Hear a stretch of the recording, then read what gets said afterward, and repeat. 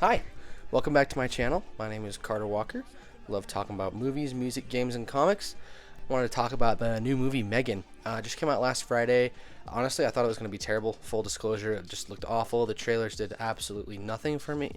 However, once I saw the reviews, I was like, how is this thing getting really good reviews? How are people liking it? What the heck? Wanted to check it out, so here we go. This is going to be a little bit of a quicker review just because I'm just getting over a sickness. I can't really talk super long, so I'm just going to do a quick review of this and then just get it out. Plus, I'm already late to the party, so who cares? Getting right into the positives, I thought this was a very funny movie, whether that is intentional or unintentional. They, do a good job of making it seem intentional, but also sometimes there's unintentionally funny moments, like when M3GAN would just start singing. I found that always to be really funny. Our theater was full of teenagers, which was pretty annoying, but also they laughed at most of the jokes, which I found refreshing. It wasn't just me. There's a lot of really funny stuff in here, which I really enjoyed.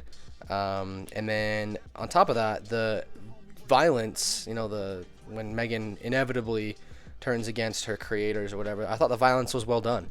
I was surprised for how bloody and how much of a bite it had for a PG-13 film. So you can totally tell that this was supposed to be R and edited down, but had a lot of blood. It was nice to be seeing people bleed in a PG-13 film. Honestly, would have liked to see some more blood, some more gore, maybe in an R-rated cut. But you know what? What can you do? There's a lot of really interesting stuff here to do with AI and parenting. If you want to be a parent, if you're ready to be a parent, being a guardian, that I thought was pretty interesting, especially for a January horror movie. I found that very surprising. May not always land, may not always stick, but however, it's nice to be there. It's nice to have that commentary in the background and have that always be interesting and pushing the story forward. I thought the effects on M3GAN were well done. The humor was well done.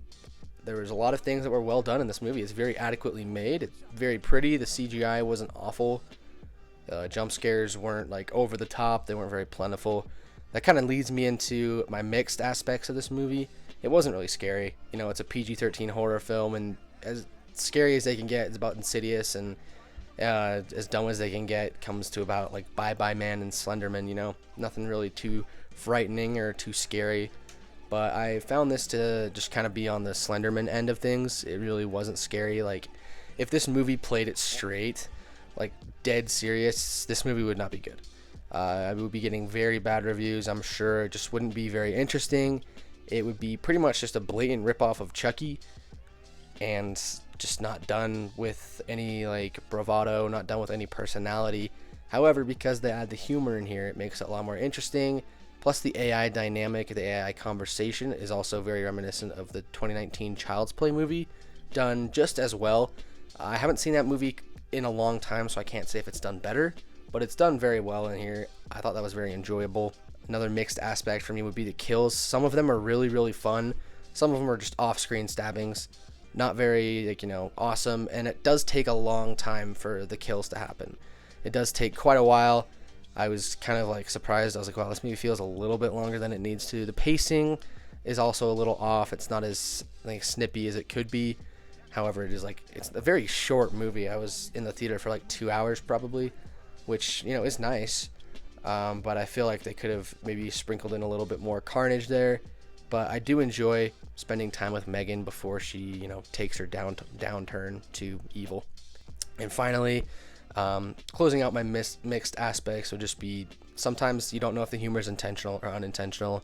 So it's very hard to kind of have a debate about this movie or a conversation about this movie with people, because you can say, oh, I thought this was very funny.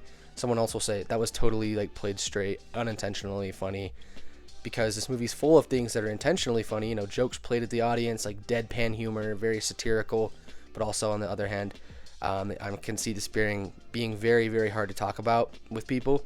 However, most people really liked it, and again, that's just a very small nitpick. It really doesn't drag me down anything at all. It doesn't drag my score down. I still thought it was a fun movie. And heading into the negatives, I thought the characters weren't very convincing, weren't very strong. It is a January horror movie, so I didn't really expect much. And the daughter character, Katie, she's really not very good. She makes a lot of choices throughout the runtime that are just very frustrating. She just plays like a brat.